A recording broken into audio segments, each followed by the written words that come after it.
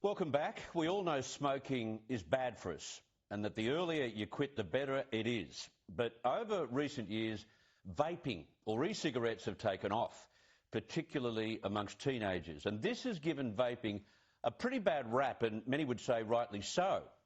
It's only been in the last 2 decades that teenagers have started steering clear of smoking, but now we see more and more young people taking up vaping.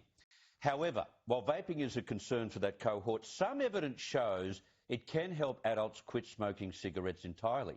Someone who specialises in helping people kick the habit is Dr. Colin Mendelsohn. He joins me now.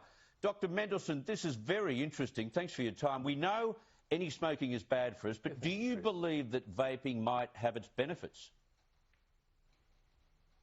Look, vaping is a far less harmful alternative to smoking for adult smokers who just can't quit, and that's actually the majority of them.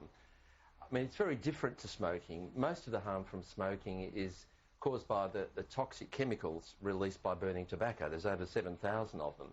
But with vaping, you're heating a liquid and creating a vapour with around 100 chemicals in much smaller doses. So if you're a smoker and you switch to vaping, you still get the nicotine that you're addicted to. You enjoy the ritual and the sensations of smoking, but without most of the harm. And it's also about 10% of the cost of smoking, which is a big deal these days. It is. Yet the Cancer Council, Doctor, does not recommend the use of e-cigarettes as a method for quitting either. Yes.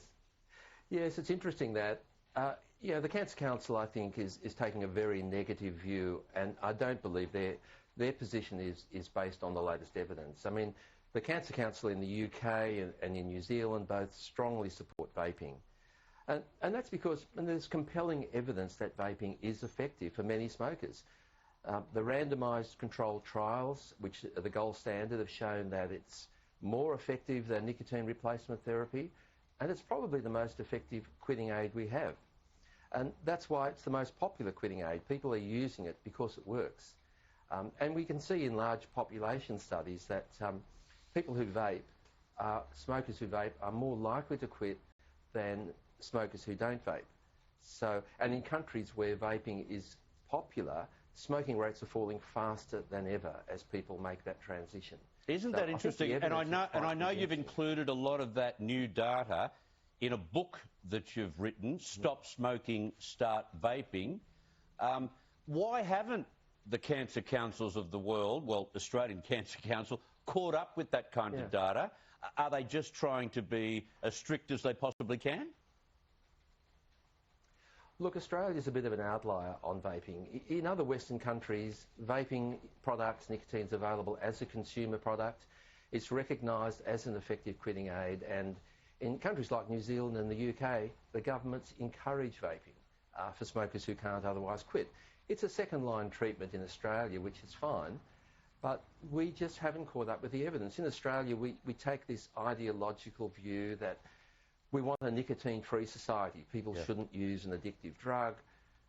We quite like the money we get from cigarette taxes. There are political issues, all sorts of vested interests. But the evidence is the same in Australia as it is overseas. That overseas, they've interpreted it in a very different way, which I think is the right way. Dr. Colin Mendelsohn, thank you very much for your explanations tonight. We need a complete rethink on this issue. Thank you for your time. My pleasure. Thanks, Chris.